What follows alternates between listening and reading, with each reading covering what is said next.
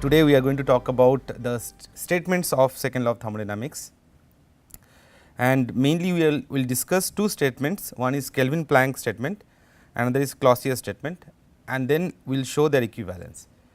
In fact, we already discussed that the second law of thermodynamics is that the definition or the statement of second law of thermodynamics is that entropy of the universe is always increasing. And at the same time we also discussed that another version of second law of thermodynamics is that efficiency of an engine cannot be equal to 1, right. So, these two statements apparently are completely disconnected, looks like, right, but we are going to connect that, and there are many more statements of second law of thermodynamics available. So, they are all corollary to each other, and one can show that if one violates, the other one also will violate. So, therefore, all of them will hold true, or they are connected in some way. So, we are going to at least connect 5 to 6 different statements of second law of thermodynamics and show that they are equivalent. We are going to start with Kelvin-Planck statement, which says that it is impossible to construct an engine that operating in a cycle will produce no effect other than extraction of heat from a reservoir and the performance of an equivalent amount of work. So, what that means is that, as I said, engine is something like when you take heat and produce work, that is the purpose of an engine, which I denote by E. And now, how exactly the heat is converted to work, that depends on the detail of construction of the engine. First law of thermodynamics says that heat can be totally converted to work, there is no ambiguity in that, and that is a conservation of energy, right. Heat and work are different kinds of energy, and therefore, it should be possible to convert completely heat to work. However, second law of thermodynamics add another dimension to it, and it says that one cannot totally convert heat to work if the process is cyclic, which means if you do it again and again, then one cannot fully convert heat to work completely, and that is what the statements of Kelvin-Planck statement, that if you take heat, let us say this is high temperature reservoir. So, we have discussed about what is the reservoir, right. Reservoir is a system which is large enough such that if you take away heat little bit from that, it is not going to change its temperature. So, for example, or the change of the temperature will be so little that it can be negligible. We know that heat is proportional to temperature, right, but then if we are taking from extremely large system, then a little bit amount of change of heat is not going to change the temperature, and that is called reservoir, which can supply heat without changing its temperature. So, here we are denoting the temperature of the high temperature reservoir as TH, and we are going to take heat Q from that and going to perform a work in a cyclic manner W. So, here we are going to use the notations such that we are going to put absolute values of that. Remember, I discussed in during the first law of thermodynamics lectures that work done on the system is positive, work done by the system is negative. Similarly, we can say positive and negative in terms of whether we take heat or give away heat and things like that. However, here we are going to use the arrows to indicate whether it is positive or negative.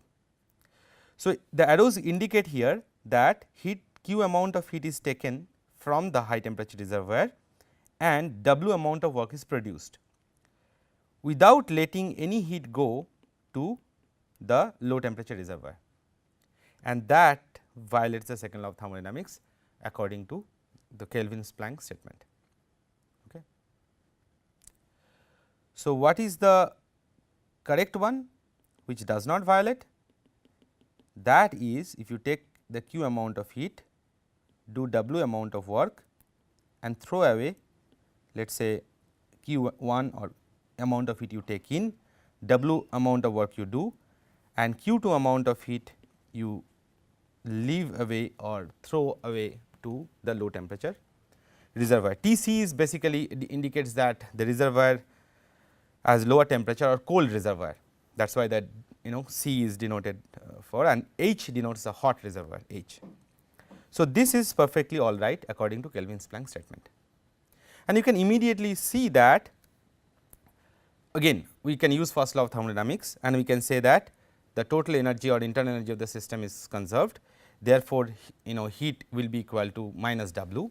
So, since we are not going to use the signs anymore and we can use the arrows to find out that Q1 minus Q2 is equal to W, right.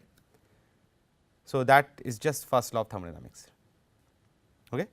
So, in that case an efficiency of an engine will be work done, which is W, divided by heat input. Remember, we are not going to consider what is going, we are going to throw out, because we did not want to throw out.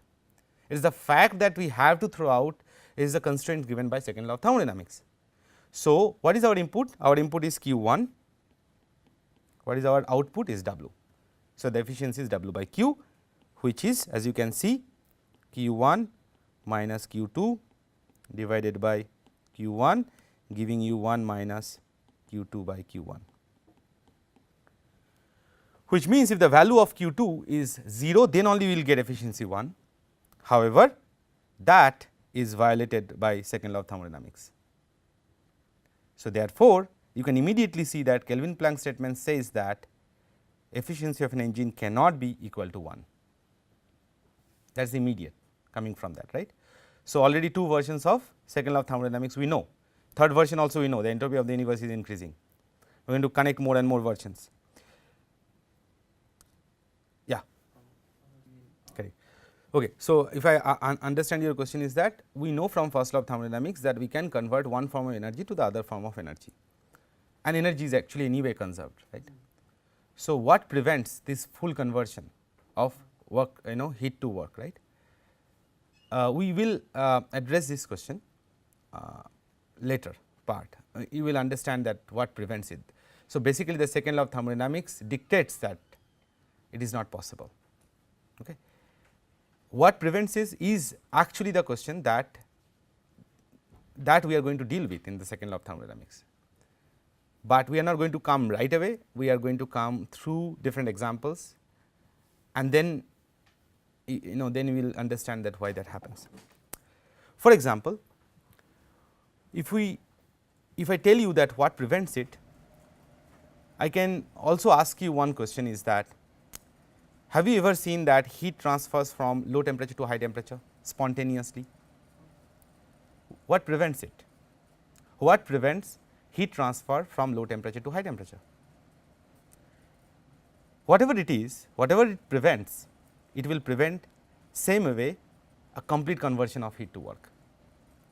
You understand? So, whatever prevents heat transfer, spontaneous heat transfer from low temperature to high temperature will prevent a complete conversion of heat to work in a cyclic process.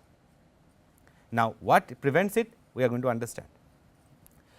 So, that is precisely the Clausius statement, which says that it is impossible to construct a refrigerator that operating in a cycle will produce no effect other than the transfer of heat from low temperature reservoir to a high temperature reservoir.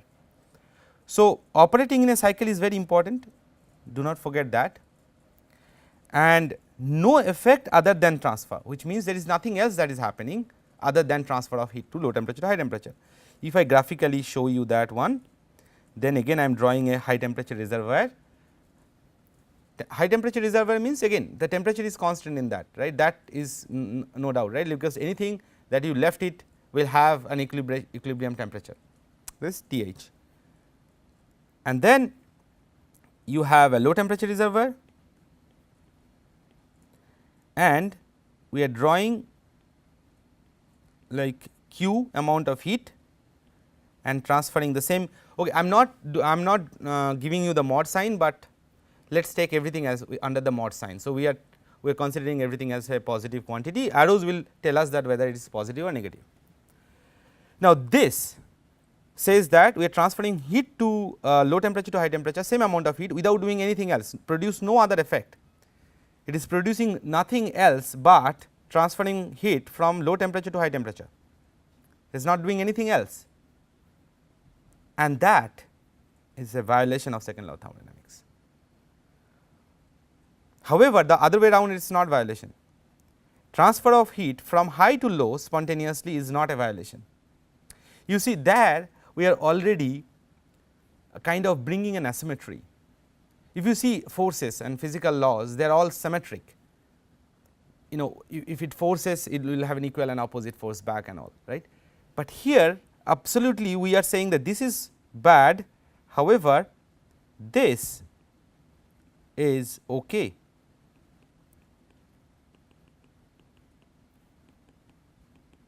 This is okay. And this is also okay, that if I want to transfer from low temperature to high temperature,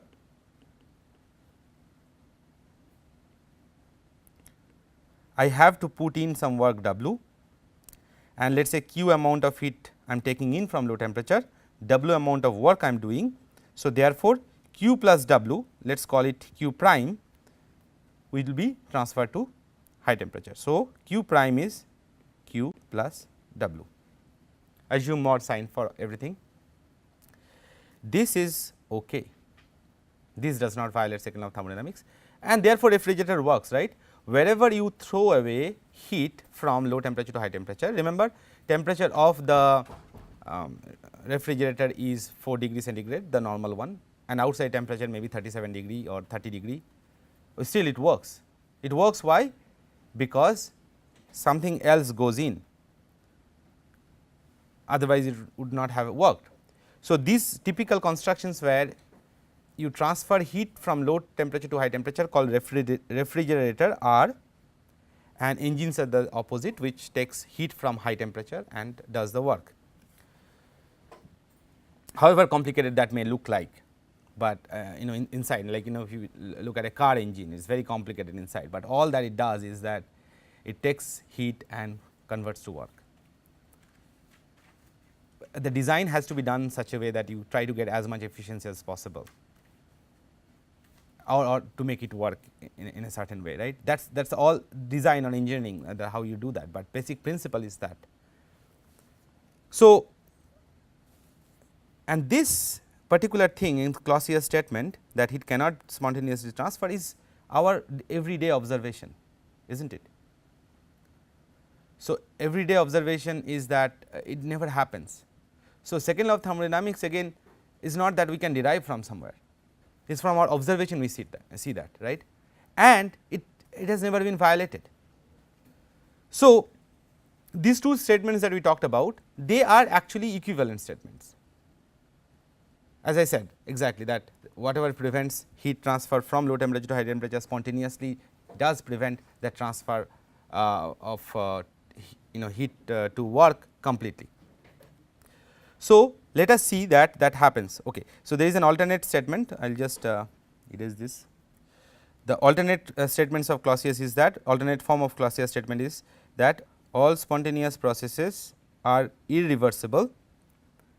That means, if heat transfers from high to low, it cannot go from low to high. Say reversible means what? Like it could have transferred both ways, right, which I said symmetric and in rough way, in a very crude manner. So, it is irreversible, it just goes one way, all spontaneous processes. And we gave examples yesterday about some spontaneous processes happening. Now, you can understand a spontaneous process by running a movie backward.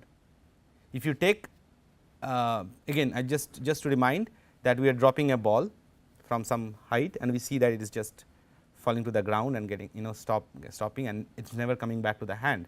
So, it is an irreversible process that starts from my hand and goes to the ground. We have never seen a process that comes from, like, ball comes directly to a hand. Now, how do we understand that? If we take that movie, which happens, like, and then run it backward, and we see that it is impossible, that ball never comes to hand, then we will know that there is an irreversible process that has happened. Whereas, somebody in the swing, by running the movie backward, will not be able to know whether the movie is running backward or forward, which means in that case the process is not irreversible. And we said that in one case the entropy is increasing, another case entropy is not increasing. We just gave very brief example of that. Anyway, so now we have to show that these apparently two very different statements are equivalent, and for that what we will do is that we will first start with Kelvin statement and say that, okay, if Kelvin statement is violated, what happens? So, let us say we take heat from high temperature Q, do a work W, and do not throw any heat to the low temperature, do not throw. Okay. Let us say that this is allowed. What will happen in that case?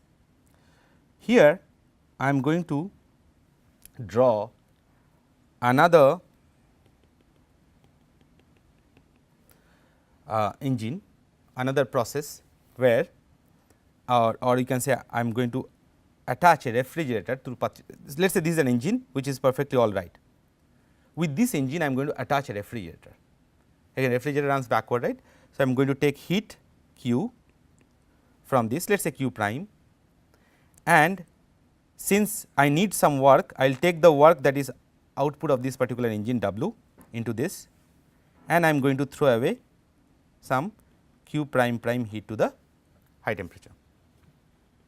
So, is clear this particular part for everybody? So, what will happen in that case?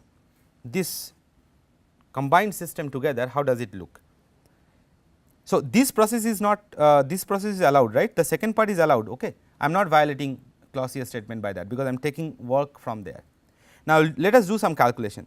Q equal to W we get from the left hand side, and Q prime plus W is equal to Q prime prime from the right hand side. Now, which means that I can write Q prime plus Q equal to Q prime prime. Okay. So, now I write the combined system.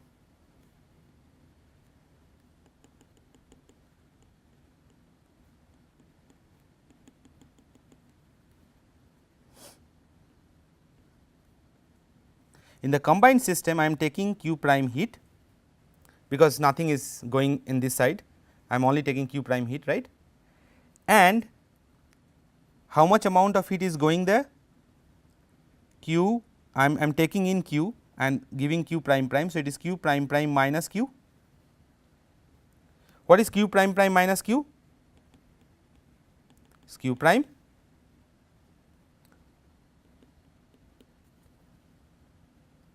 So, what you see here, that the heat Q prime transfers spontaneously from low temperature to high temperature, which violates Clausius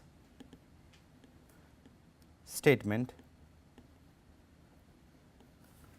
So, you see that violating Kelvin statement violates Clausius statement as well, although initially that was not our intention.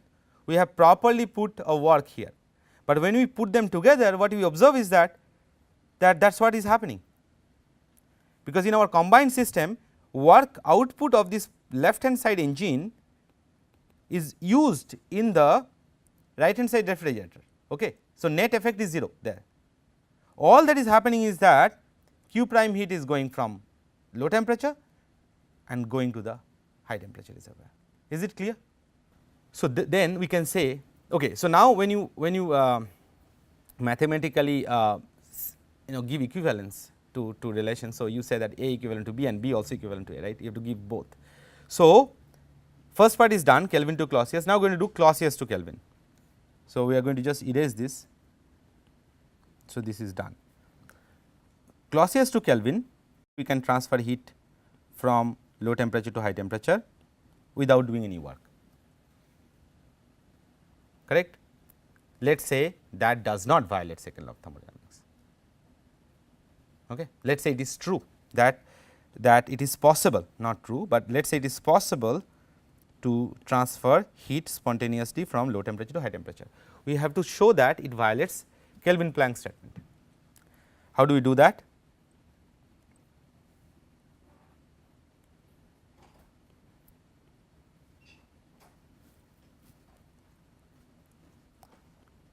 We are going to take Q prime amount of heat and throw away let us say q prime prime and do some work W. You see here that right hand side I did not have the intention to violate Kelvin-Planck statement, because I have taken properly q prime amount of heat, did some work and then threw away q prime prime. No intention to violate anything here. One thing I would like to do is that I am going to adjust little bit my numbers. So, again this is a refrigerator and this is an engine, correct. I am going to adjust this particular engine in such a way that I can get whatever number I want to. How do I do that? Let us say that I say okay, instead of throwing away q prime prime, I am going to throw q. So, my efficiency will be adjusted anyway. Efficiency is what? W by q prime, whatever I am taking. So, depending on my efficiency, the q prime will be adjusted, but I can adjust my q. I have this number, sorry, I have in my hand the number q to adjust, because if I adjust q depending on the efficiency, the q prime will be adjusted. I am not changing the q prime, I am only changing the q. Idea is that for the combined system, now what is going to happen you see is that how much amount of heat is taken in now? Q prime minus q, correct. It does W amount of work and does not throw anything.